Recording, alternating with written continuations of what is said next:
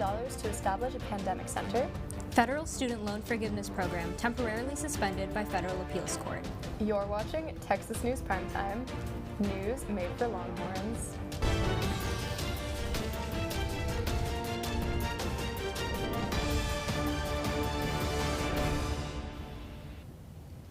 Good evening and welcome to Texas News Primetime. For Monday, October 24th, I'm Ariba Barmel. And I'm Sophia Kurtz. Thank you for joining us tonight.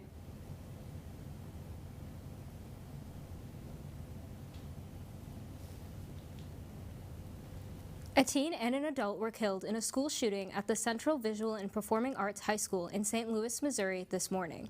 Officers arrived on scene 4 minutes after the first emergency call was placed. Officers found the gunman after 8 minutes and engaged in a 2-minute gun battle before the suspect was reported down. The suspect, who graduated from the school last year, later died at the hospital.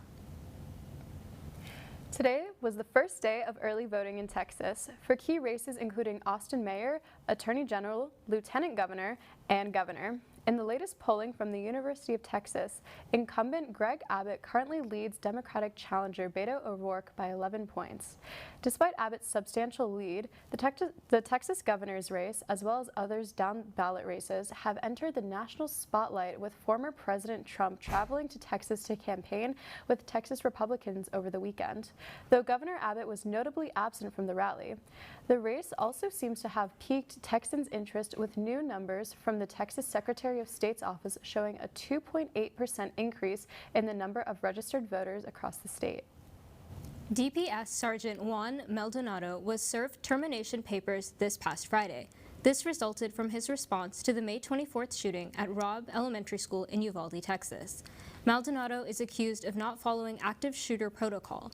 He was the first DPS officer fired in regards to the shooting. 6 other officers are being investigated and are expected to be disciplined for their response. This past weekend, Rice University held its inaugural ceremonies for its 8th university president, Reginald DeRoche. DeRoche makes university history as the first Black immigrant and engineer president. He was previously the dean of the engineering school at Rice University and continues to serve as a professor in civil, environmental, and mechanical engineering. DeRoche's term as president officially began back on July 1st. UT history professor Toyin Falola received the Member of the Order of the Niger. This award is one of the highest national honors given by the Federal Republic of Nigeria. Falola was recognized for this honor due to his contribution to African history and scholarship. Falola is glad to be receiving this award and said, quote, "I believe it is an inspiration to increase my contributions to expanding knowledge in and developing Nigeria and Africa," end quote.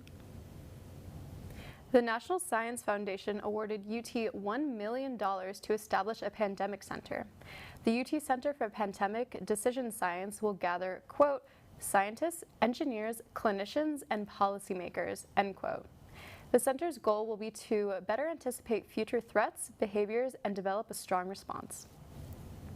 Over 22 million Americans have applied for up to $20,000 in student loan debt cancellation since the Biden administration's program went live last Monday.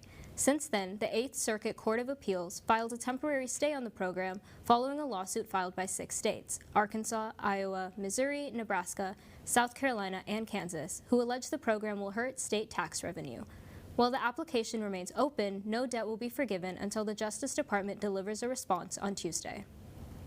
Children's hospitals in Maryland and Washington state are reporting they are near capacity following an uptick in cases of respiratory syncytial virus, or RSV.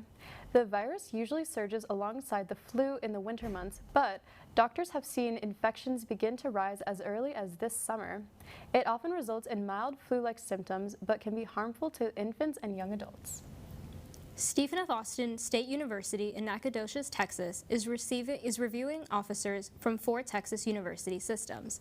Texas A&M, Texas State, Texas Tech, and the University of Texas system are all hoping they will become the school's new home. The UT system is offering $1 million for annual student scholarships, $5.5 million to boost faculty salaries, access to the STAR program, providing startup funding for research equipment, labs, and other capital costs, as well as mental health resources for students.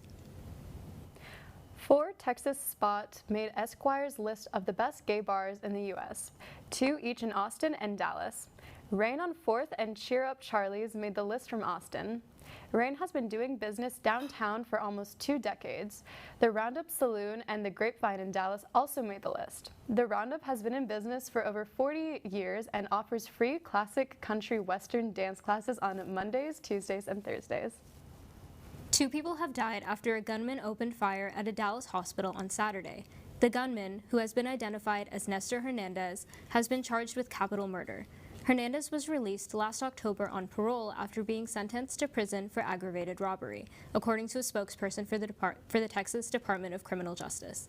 He had been allowed to attend a birth at the hospital. The 2-month-old puppies Wolfpack and All Right were named Austin FC's honorary mascots for yesterday's semifinal against Dallas FC. The puppies were able to survive parvovirus, which can be lethal, and are under the care of Austin Pets Alive. Last week's honorary mascots were adopted quickly after the match, and the Austin Pets Alive staff hope the same will happen for Wolfpack and All Right. Voices Against Violence, a counseling and mental health center program, has been holding events throughout October for Relationship Violence Prevention Month. Upcoming programs include trauma-informed yoga, Feminist Friday, and the annual Breaking the Silence event. A full list of events can be found on the Counseling and Mental Health Center website. The January 6th Select Committee subpoenaed former President Donald Trump on Friday. The subpoena demands his testimony and documents related to evidence that the committee says will prove Trump played a critical role in attempting to subvert the 2020 election, resulting in the violent mob attack on the Capitol and exacerbated the attack while police attempted to regain control. The subpoena gives Trump until November 4th to produce documents and sets November 14th as a deposition date. This is the second time in modern U.S. history where Congress has subpoenaed a past president. Following Liz Truss's resignation last week, Rishi Sunak is set to become the United Kingdom's next prime minister.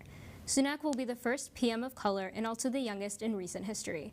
After Truss's 44-day tenure as PM, Sunak inherits a struggling economy plagued by inflation.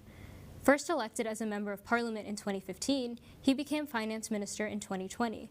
Before his political career, Sunak was a hedge fund manager in London and California. Coming up, we'll be bringing you up to date in the world of business, and we'll tell you what is going on in STEM news. Stay tuned, we'll be right back. Welcome back to Texas News Primetime. Here with us now is TNP business correspondent Hope Vanderberg. Hope, what is happening in the world of business? The co-founder of Red Bull and owner of Red Bull Formula One racing team, Dietrich Mateschitz, has died at age 78. Mateschitz helps grow the energy drink's popularity and expanded the company's success into the sports industry. Aside from its F1 racing team, Red Bull additionally operates football and ice hockey teams. The news of his passing comes as the United States Grand Prix takes place here in Austin, Texas. MasterCard is launching a program where cryptocurrency trading will be available for their clients. MasterCard will, quote, act as a bridge between Paxos, a crypto trading platform, end quote. Consumers have shown interest in cryptocurrency, but a lot of them are skeptical and would rather, quote, test the waters through their existing banks, end quote.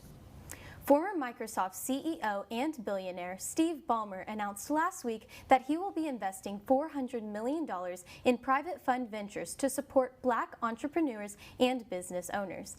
Ballmer, along with his wife Connie Ballmer, will collaborate with private equity firms and investment banks to achieve this. This investment will seek to help address the lack of investments in Black-owned businesses due to systemic racial inequities. Ballmer stated last week that, quote, our goal is to feed that need for venture capital startup that is missing in the African-American community, end quote.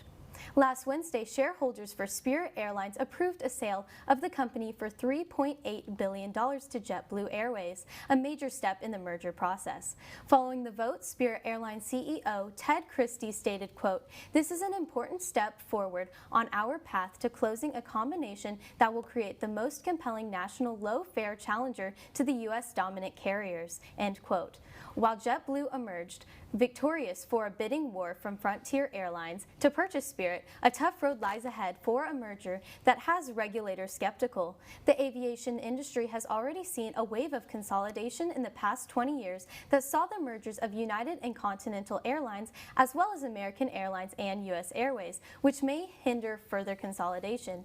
JetBlue is also currently facing legal challenge from the Justice Department over its Northeast Alliance partnership with American Airlines that experts say could be a bellwether for the potential approval of a Spirit-JetBlue merger. Thanks, Hope, for coming on to tell us about business. Now coming on to talk about STEM news is Michelle Tamayo. What's going on in terms of STEM?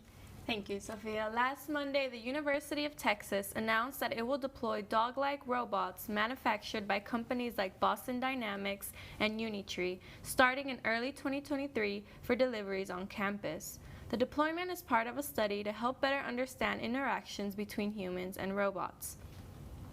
Researchers at the SLAC National Accelerator Laboratory are working on the world's largest digital camera to help astronomers observe space. The camera has a 3,200 megapixel resolution, which for reference is about 400 times the resolution of your average smartphone camera. Once finished, the camera will be housed and implemented in a telescope at the Very C. Rubin Observatory in Chile, where it will become the centerpiece of a monumental effort to map the night sky. The camera is approximately the size of a small car and weighs about 3 tons. The Ebola outbreak in Uganda has seen a spike over the past weekend, with 11 new cases emerging since Friday. Since September 20th, 75 cases and 28 deaths have been reported by Ugandan officials. World Health Organization officials say that the outbreak is, quote, rapidly evolving, end quote. A lockdown has been put in place in 2 out of the 5 districts with reported cases. Thanks, Michelle. Welcome back. Coming on for our special segment of Press Box on Primetime is Kevin Bosker. How are you doing, Kevin? As great as always. It's a pleasure to be here. Awesome. Well, tell us about what happened this weekend. All right, a lot happened this past weekend. In the early goings of this one, it was all Texas. Second drive for Texas after Quinn Ewers was intercepted for the first time around. It's Bijan Robinson getting away for the 42-yard score. Let me tell you something about this. It was a very, very crazy run, it's for sure, in which he just spun out of nowhere and got free right out of nowhere. After an Oklahoma State answer, Steve Sarkisian is going to bring back the wheel route. Now, in a few seconds, you'll see right here, the wheel route executed almost to perfection. Oof, look at right there. And Xavier Worthy dodges one tackle and heads into the end zone for the second score of the day. Horns go up 4. Shortly after, same sort of play, Oklahoma State does not watch Bijan Robinson out of the backfield, and well, you know that never ends well. Number 5 houses one for the 41-yard touchdown, and it is 21-10 Texas. Deeper in the second quarter now, Spencer Sanders has thrown some near interceptions this afternoon, and this time around, Ryan Watts finally gets him in the end zone. Huge turnover for Texas. And then that would lead to this very, very, very next play, where Roschon Johnson bursts free for his first touchdown of the night from 52 yards out. Check out that breakout speed, right? My goodness. And right there, we have the Texas up 31-17. Fast forward to the fourth quarter, Oklahoma State is coming back into the game, and here they tie it right here on this 10-yard touchdown pass from Spencer Sanders to Brendan Presley. 34-all. And then here's where stuff gets interesting. Then the tie is broken on this very, very play right here. And let me tell you something, just poor tackling from the Texas secondary leads to the 41-yard touchdown from Bryson Green. And Oklahoma State goes in front. Now we have the very last drive of the game, and the game is on the line right here. Quinn Ewers is picked off at the very end, and mightily that it was his third interception.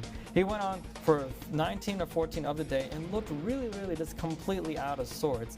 And it's just another blown lead from Steve Sarkisian and his team in the second half, and really Texas falls to 33-2 in Big 12 play. Yeah, it was really, really not fun to watch by any means at all, Abriva. Well, Kevin, what did you think was the biggest factor in the Longhorns' loss? Well, there is a lot of factors, I'll tell you that. But like it has been in the past, when Texas blows leads in the second half, it is offensive consistency. They only scored 3 points in the last 2 quarters of this game, and all the other drives resulted in either punts, interceptions, or just missed field goals. Disappointing. After starting the game so well on offense, you cannot simply win football games when your defense has no time to recover on the sideline. Oklahoma State ran 98 plays on offense, and that just wore this Texas defense over time. Second half play calling has been an issue all season long, and it reared its ugly head once again in Stillwater last Saturday. It's an issue that Steve Sarkisian needs to figure out in order for the Longhorns to actually do well, and if they want to succeed throughout the season. And lastly, Quinn Ewers needs to play better. He really needs to play better. Granted, it was his very first true road game as a college athlete, but he literally did not look anything close to himself against the Cowboys. I just hope that this is like a one-time occurrence for Ewers, but it was certainly a performance that he and Longhorn fans will want to forget. And what do you think is the biggest point of emphasis during this bye week? Well, as odd as it may sound, getting healthy and really just taking a deep breath is what is necessary. The Longhorns are not out of the Big 12 title contention just yet, but they are really going to have to step it up with TCU, Kansas State, Texas, and Baylor still left ahead of them. They need to take their time to regroup and calculate the approach to the rest of the season if they want to find success in some way or some form, and if they want to make it to Arlington as well to compete for the Big 12 championship. Steve Sarkisian also announced earlier today that Anthony Cook will have a broken arm, or does have a broken arm, and will be week to week. And he is really a guy they're going to miss. They need him down the stretch in that secondary. They never say a bye week never comes at a bad time, and this year, but it couldn't have come at a better time. Well, thank you so much for joining us, Kevin, for Press Box on Primetime. Coming up next is entertainment with Rue Moody.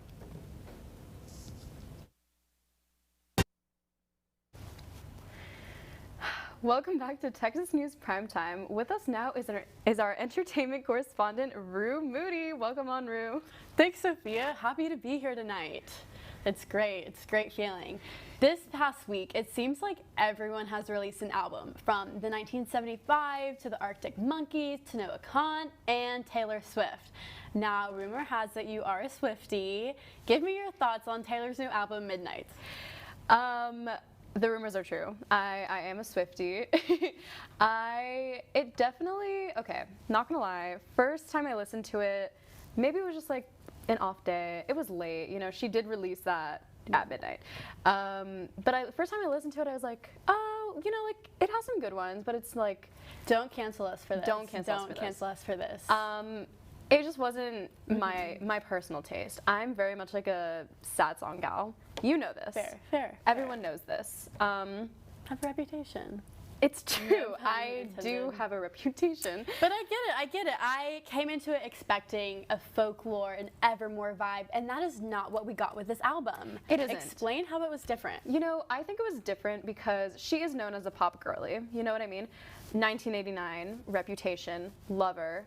Literally pretty much every other album except for Fearless or not Fearless, oh my gosh, except for Folklore and Evermore were pop albums, they were for the pop girlies, And I think that this album was definitely her coming back to her roots with that, Yeah, Folklore for sure. and Evermore was like a nice little sabbatical from pop, but she's back. Do you have a sabbatical we are grateful for. Yes. Let me just say that. Yes. Next, I want to give you a pop quiz. Okay. Pop quiz, top 5 songs from the album. I have a list. Pull out the list. Give us the receipts. I want to hear this. I will. One of our correspondents, the Kevin Bosker, executive producer of Texas News Primetime, asked me to give him a rundown of my favorite songs because he trusts me with Taylor Swift news.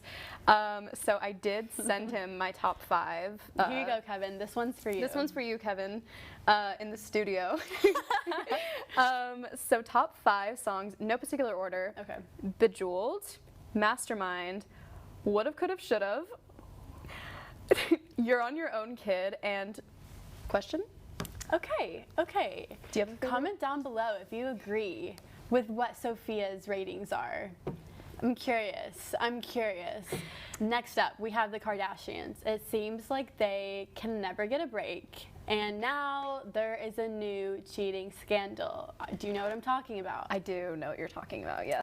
So, Travis Scott, Kylie Jenner's baby daddy, if you did not know, they have 2 kids together, just gonna put that out there, has been seen on set with another woman. He responded to these rumors on an Instagram story post saying that it was not true. However, the 2 have been spotted with this model. Her name is Rogine Carr. They've been spotted and have been sparking romance rumors since 2019. So if this is true, it has been going on for a while.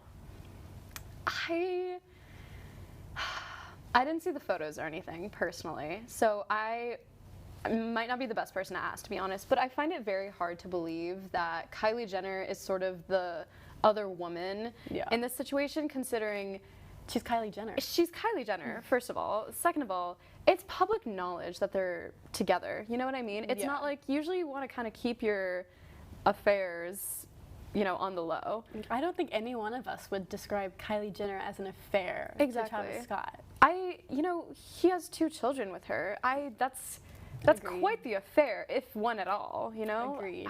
So personally, I think that this might just be another one of those Twitter rumor mills. It's not going to come about of anything. I'm sure Travis and Kylie are laughing about this right now in their mansion. Like, I don't think I hope so. Yeah. Well, speaking of kids, iconic Sophia Grace. If you remember 11 years ago, wow, that makes me feel old, Sophia Grace and her cousin went on Ellen and rapped Super Bass by Nicki Minaj. And then the internet fell in love with her. Well, 11 years later, she has just announced this past Saturday on her YouTube channel that she is expecting her first child.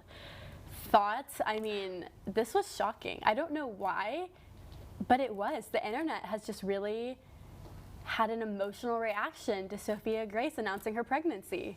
Yeah, it's definitely, it was surprising for me personally. I'm very happy for her. You know, I wish her absolutely all the best in her journey with motherhood and parenthood, and I hope the baby is happy and healthy, of course. It does make me feel old as well. So you know, old. She's 19. She's a year, 2 years, maybe younger than you and I. And that's just like, wow, you know, like, I do remember watching her on the Ellen show when she was on YouTube, and now she's all grown up and like about to become a mother, and it's just like, wow, it's crazy. But good for you, Sophia. Good for you. We are rooting for you and are glad you decided to share with us your pregnancy journey. How exciting. Yes, wow, it's just 19. Do you remember watching that video? Of course I do. Like, It's it crazy. was such a pop culture moment, I feel like, especially since we remember it 11 years later. I think it really shows. Crazy. Thank you, Rue, for coming on. And as always, you can follow Texas News Primetime and TSTV News on social media just by searching. Also, take us with you on the go by subscribing to our podcast, available on Spotify, Apple Podcasts, and Google Podcasts. From all of us at TSTV News, thank you for starting your week with us this evening. Now, go out and change your world.